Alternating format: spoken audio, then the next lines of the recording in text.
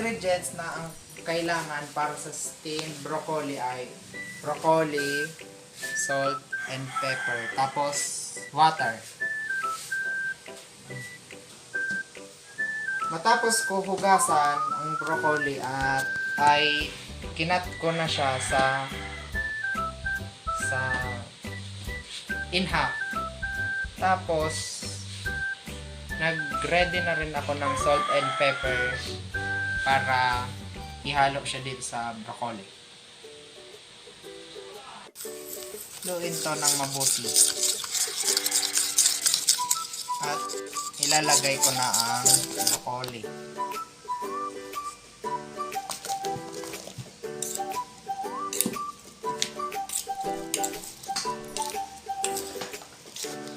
Tapos ko haluin ng mabuti.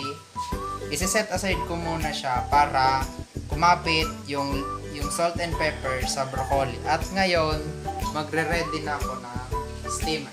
Ngayon ay magpapakulo ako ng tubig sa steamer para sa broccoli.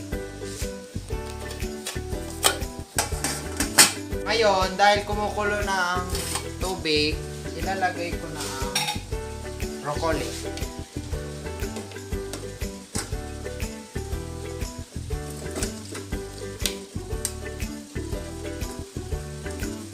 Spread evenly on the steamer. Pagkatapos ay lutuin mo ito for 5 to 6 minutes or para mas makuha yung crispiness ng broccoli. After 5 minutes ay tatanggalin na natin siya sa steamer dahil luto na siya.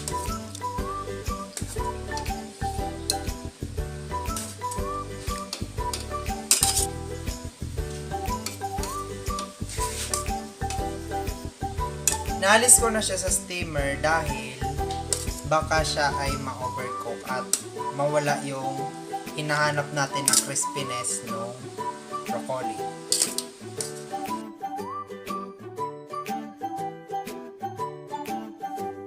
Ingredients na kailangan para sa pan-fried sweet pork ay soy sauce, vinegar, 1/4 cup water, black pepper powder, garlic powder, sugar, garlic, onion, at yung pork steak. Mag-drain yung pork sa isang chopping board. Gumamit ng meat pounder at i-pound ang pork.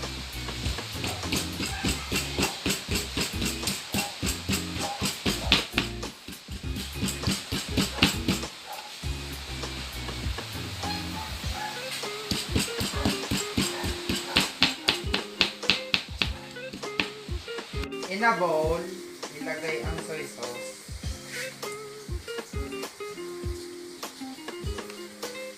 vinegar, sugar, garlic powder,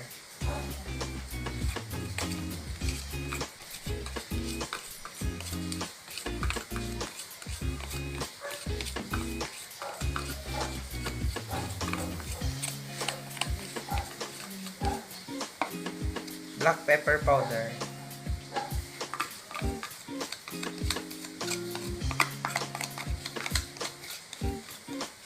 at haluin ito ng mabuti.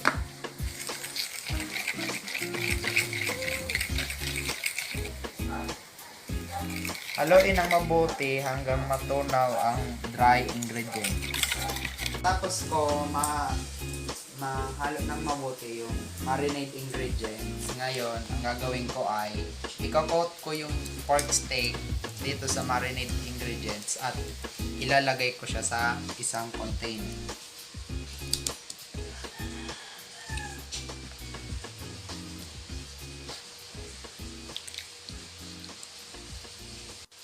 I-make sure lang natin na ma-coat both sides yung pork para makuha nito yung lasa ng marinade ingredients. Tapos, ma-coat lahat ng pork steak at malagay ito sa isang container. i-flatten ito ng mabuti para paglagay ng natirang marinade ay mas spread ito evenly.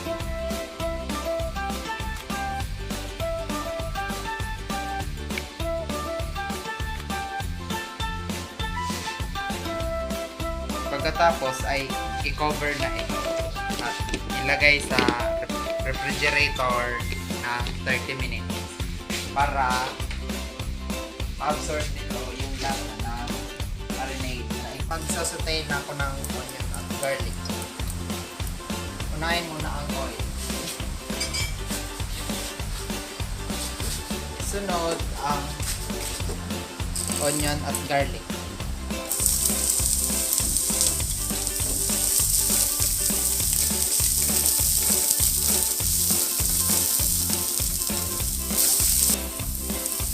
Spread ko lang siya sa pan para magkaroon pa ng dagdag na lasa sa pork steak.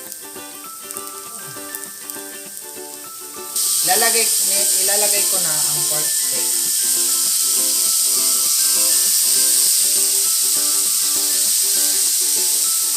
Ngayon ay babalik na rin ko yung pork steak para both sides siyang maluto.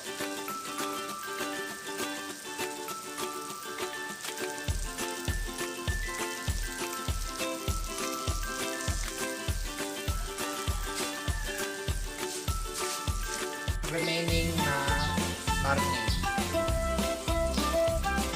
para masimot ang nasa container, lagyan ito container. Ngayon lalagyan ko na ng tubig. Ngayon ay i-cover ko na ito. Every 10 minutes ay babalik na rin ko ito para maluto siya sides up. Ma-absorb ng steak yung lasa. After 10 minutes, i-flip ko naman siya.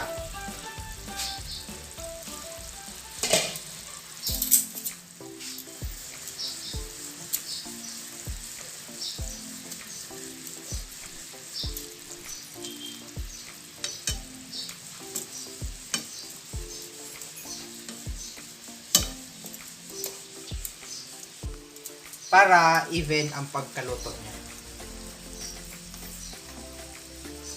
Ngayon ay i-cover ko ulit siya for 10 minutes.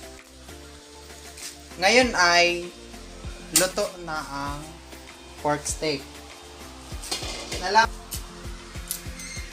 Nalaman kong luto na ang pork steak dahil ginamitan ko to ng fork at sinubukan ko kung tender na at luto na ba talaga ang pork steak.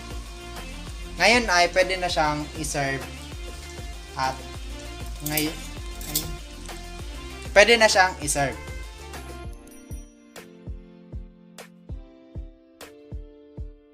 Na kailangan para sa Chinese fried rice ay 4 cups of rice, corn, carrot, spring onion, celery, fresh lemon juice, garlic and onion, egg, salt and pepper, sesame oil, at oil.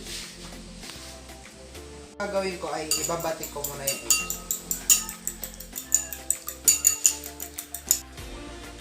Inapan, maglalagay tayo ng oil. Tapos, lalagay natin ang egg.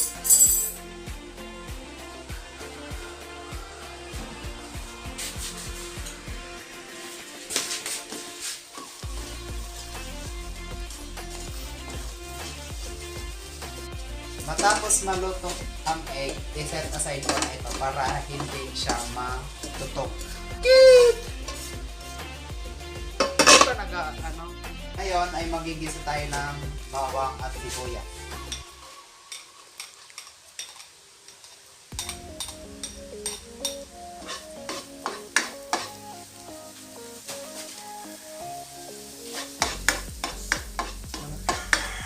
Ngayon ay Magigisa tayo ngayon ng bawang at sibuyas. Matapos igisa yung bawang at sibuyas, ilagay na ang rice.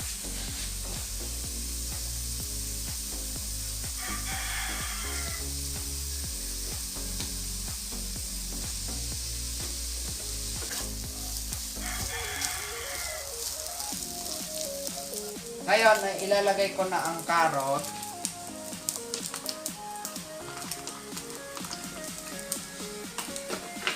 corn,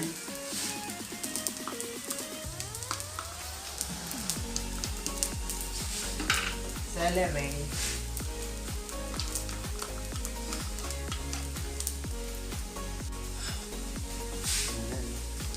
sunod ang egg, at salt at ang pepper. Haluin lang ng mabuti.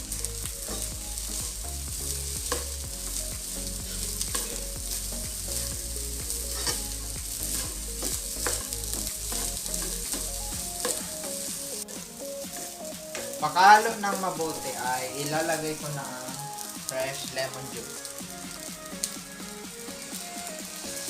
Sunod ang sesame oil.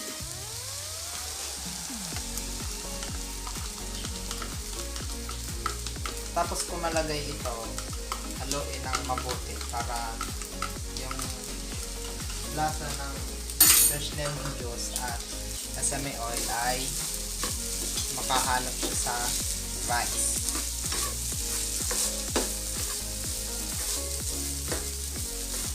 Ito na ang Chinese fried rice.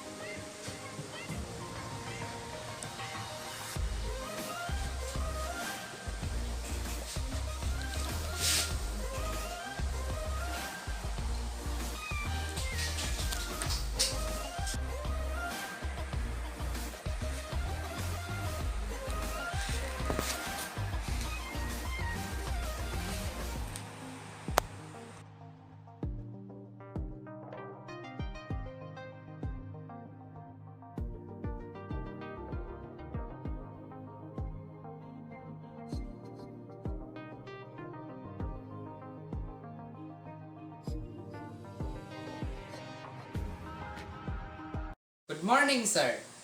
Welcome to Renzo's Diner. For today's dish, we have Chinese fried rice, sweet pork steak, and steamed broccoli. This meal adopts a style of Chinese cuisine. The Chinese fried rice is the source of carbohydrates. It has mixed vegetables with such as corn, carrot, celery, and a little spring onions. The main course is the sweet pork steak, which is the source of our protein. It was marinated with soy sauce, vinegar, sugar, mixture. The vegetable dish is the steamed broccoli, which is a good source of fiber and protein. It was sprinkled with salt and pepper to bring out its flavor. Enjoy your meal.